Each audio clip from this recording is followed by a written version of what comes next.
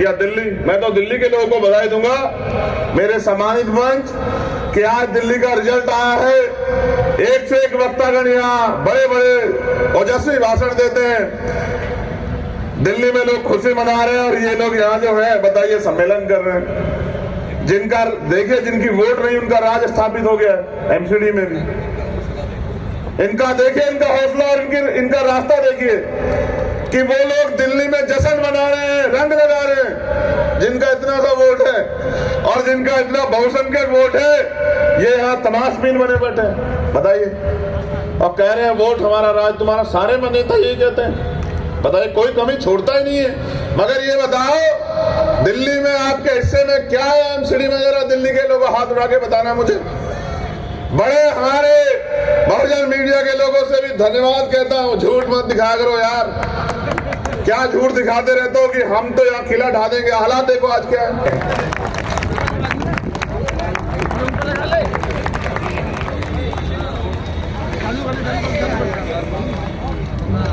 जय भीम, जय भारत, जय मंडल, जय संविधान, जय जोहार, जय छत्तीसगढ़। जो कहो बोल देंगे। भैया उनसे थोड़ी भिजवा दीजिए, वो बस इनका कर बस होना चाहिए हमारे सिद्धांत विचार और हमारे लोगों के लिए। गोद मतलब ये मैनिफेस्टो न्याय अधिकार महासम्मेलन, इतना प्यारा सुंदर मंच, देश की राजधानी, यहाँ उपस्थित सभी सम्मानित श्रोतागण, बहुजन मीडिया के हमारे हिम्मतवर, ताकतवर, संघर्षशील साथी, आपके बगैर तो कोई आंदोलन सफल होता ही नहीं। तो आपका पुनः धन्यवाद और आप आगे ऐसे बढ़ते रहें और हमेशा जिस तरह से आप आवाज़ उठाते हैं बहुजन समाज की, ऐसे ही आवाज़ उठाते रहें। मेरी पुनः मंगल कामनाएं। कल 6 दिसंबर था,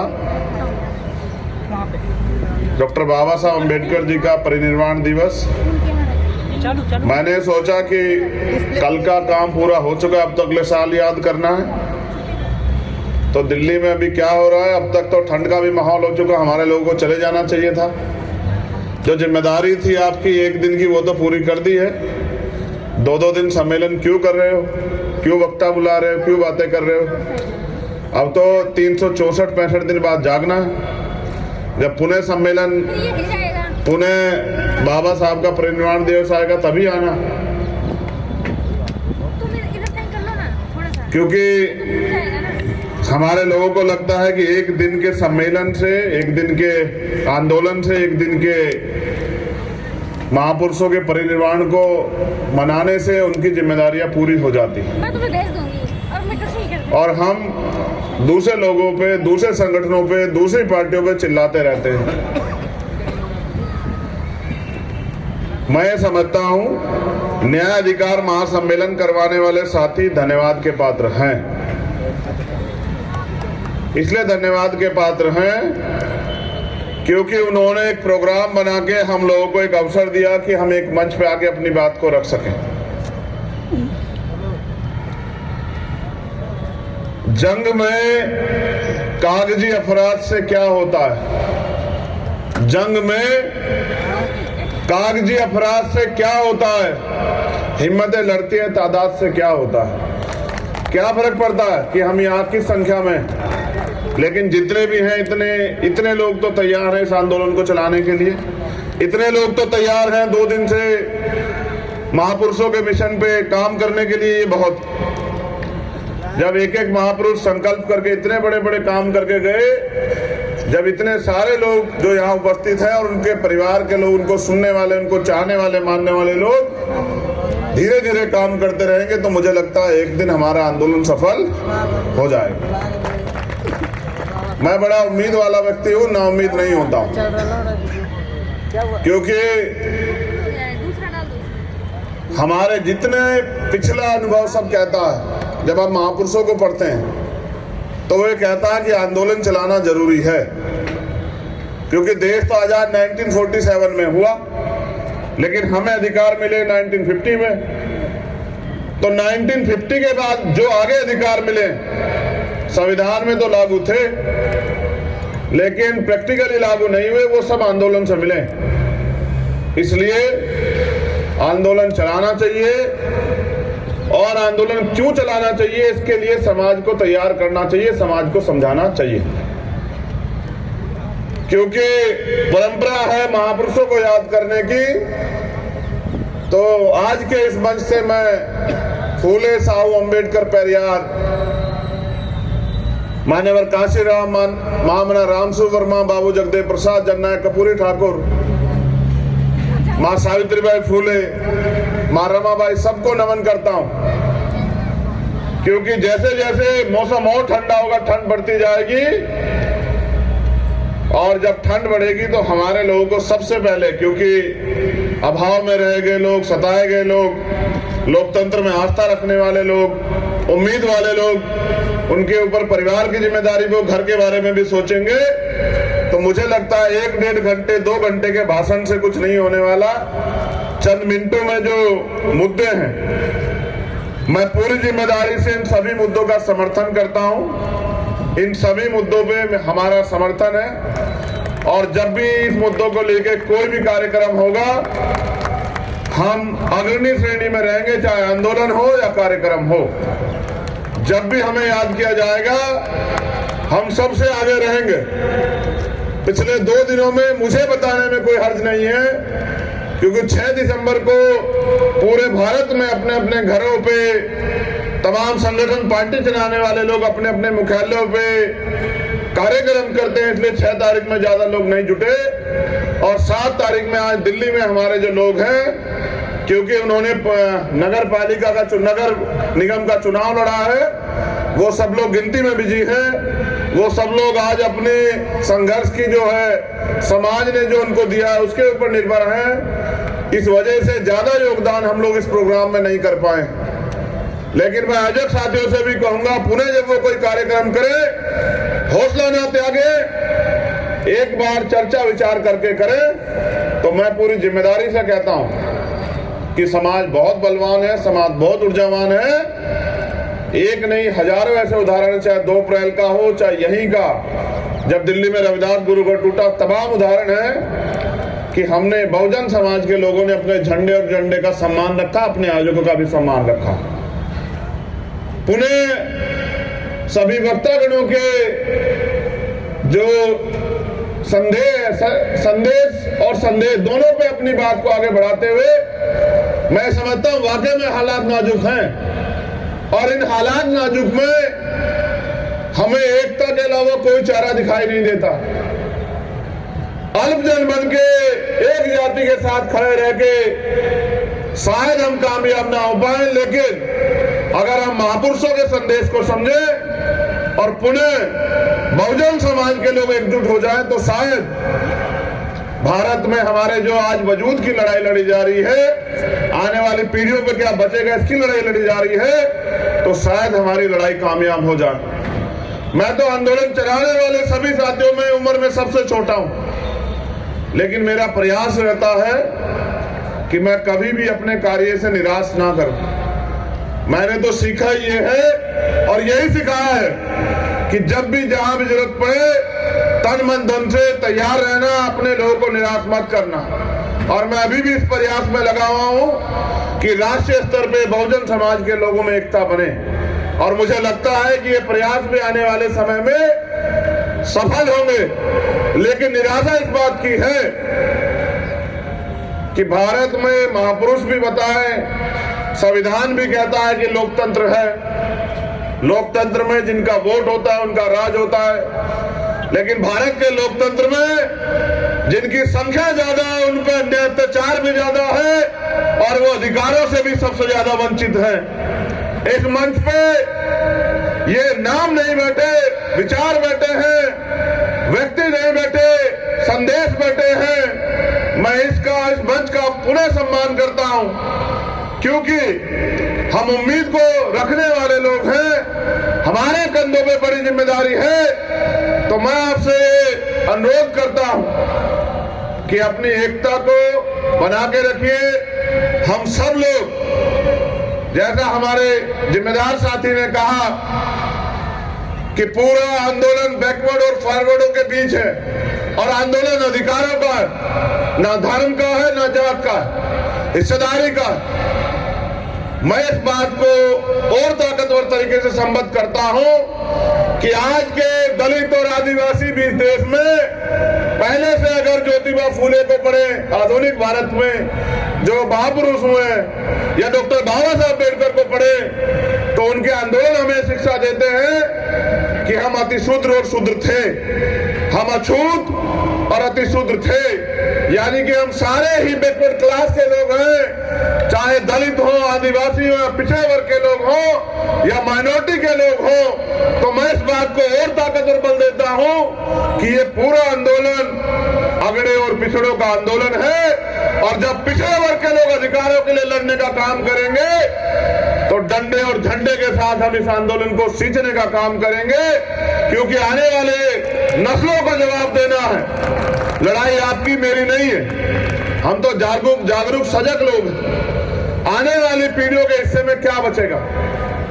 महापुरुषों ने संघर्ष से पेड़ लगाए और उसके फल हम लोग खा रहे हैं। आज अगर प्राइमरी स्कूल के हेडमास्टर का बेटा यहाँ खड़ा होकर बोलता है तो ये महापुरुषों के संघर्ष, बलिदान, त्याग के जो कारण जो हमें फल मिले हैं, जो अधिकार मिले हैं संविधान में, ये उनकी देन है। अगर वास्तविकता में ये अधिकार चले गए तो शायद कभी किसी हेडमास्टर छोड़िए IAS IPS का बेटा भी यहाँ खड़ा होकर नहीं बोल पाएगा। मैंने बड़ी मजबूती से महसूस किया और मुझे हमेशा साथियों ने प्रेरित किया कि पढ़िए, क्योंकि मेरी उम्र कम है तो मैं ये तो नहीं कह सकता मैं 30 साल से आंदोलन चला रहा हूं या 40 साल से आंदोलन चला रहा हूं या 20 साल से आंदोलन चला रहा हूं। मैंने तो जो कुछ भी सीखा इस मंच पे बैठे हुए लोगों से या महापुरुष जो लिख के गए उससे सीखा। मुझे आज भी याद है जब मैं पढ़ता हूं बाबा साहब अम्बेडकर के 1956 के स्टेटमेंट को, जो किताबों में लिखा हुआ है आगरा का, कि मैं तमाम तरह के अपमान, अन्याय, आरोप सह के इस कारवां को यहां तक लेके आ पाया हूं। अगर आप इसको आगे नहीं बढ़ा सकते तो इसको पीछे मत जाने देना मेरे बच्चों, यही मेरा आपको संदेश है। आज तो कारवां लुट चुका है। भक्ति छोड़िए साहब, हालात देखिए क्या हो गए हैं। वो जो नेता घर से बाहर नहीं निकलते उनको आपकी और मेरी परवाह नहीं। आज मजबूर है हम लोग कि न्याय जन्मसिद्ध अधिकार है, फिर भी हम रोज लाशें उठा रहे हैं। राजस्थान हो या मध्य प्रदेश या दिल्ली, मैं तो दिल्ली के लोगों को बधाई दूंगा, मेरे सम्मानित मंच, कि आज दिल्ली का रिजल्ट आया है। एक से एक वक्तागण यहाँ बड़े बड़े ओजस्वी भाषण देते हैं। दिल्ली में लोग खुशी मना रहे हैं और ये लोग यहाँ जो है बताइए सम्मेलन कर रहे हैं। जिनका देखिए, जिनकी वोट नहीं उनका राज स्थापित हो गया है MCD में भी। इनका देखिए, इनका हौसला और इनका रास्ता देखिए कि वो लोग दिल्ली में जश्न मना रहे हैं, रंग लगा रहे हैं, जिनका इतना सा वोट है और जिनका इतना बहुसंख्यक वोट है, ये यहाँ तमाशबीन बने बैठे हैं। बताइए, और कह रहे हैं वोट हमारा राज तुम्हारा। सारे नेता यही कहते हैं। बताइए, कोई कमी छोड़ता ही नहीं है। मगर ये बताओ दिल्ली में आपके हिस्से में क्या है MCD में? जरा दिल्ली के लोगों हाथ उठा के बताना मुझे। बड़े हमारे बहुजन मीडिया के लोगों से भी धन्यवाद कहता हूं। झूठ मत दिखाया करो यार, क्या झूठ दिखाते रहते हो कि हम तो यहाँ किला ढा देंगे। हालात देखो आज क्या है, एक सीट नहीं जीत पाए, एक सिंगल सीट। पिछलग्गू बन के अपने हिस्से की बात भी नहीं कह सकते हो मेरे साथियों। एक साहब ने कहने का प्रयास किया था तथागत बुद्ध के बारे में, बाबा साहब की प्रतिज्ञा के बारे में, देखो क्या हुआ। ये हालात है, सच यही है। उनके तलवे चाट के, उनकी पूंछ बन के हम ओरिजिनल बात भी नहीं कह सकते। अपने हक की बात तो छोड़िए जो महापुरुष कह के चले गए हैं। इसलिए कह रहा हूं दिल्ली के लोग बधाई के पात्र हैं। इतनी बड़ी आबादी और फिर भी बैठना जूतों में ही है, तो मैं क्या कर सकता हूं भाई बताओ, जब आप लोग सुधरना नहीं चाहते हो। मैं तो प्रयास कर रहा हूं और मेरे साथ हजारों साथी प्रयास कर रहे हैं दिल्ली में भी कि हमारे लोग जागें, लेकिन आप आदत छोड़ने को तैयार नहीं है। तो कोई बात नहीं, हम फिर जगाएंगे, फिर आपके बीच में जाएंगे, फिर समझाने का काम करेंगे। क्योंकि अगर इस काम को हम पढ़े लिखे लोग नहीं करेंगे तो किन से उम्मीद करें? वो लोग जो सुबह उठ के काम पे निकल जाते हैं। ये तो पूरा समाज आर्थिक रूप से कमजोर है। थोड़ा बहुत अगर आरक्षण से जो नौकरी मिली उसके कारण बन पाए। इसलिए जो पढ़े लिखे सजग लोग हैं उनकी जिम्मेदारी बनती है कि अपनी जिम्मेदारी को समझें। जैसे बहुजन मीडिया ने अपनी जिम्मेदारी को समझा, बहुजन नेता भी अपनी जिम्मेदारी समझे, अपनी रोजी रोटी, अपनी तैयार की गई संपत्ति, अपने परिवार की चिंता छोड़ के समाज की चिंता करें।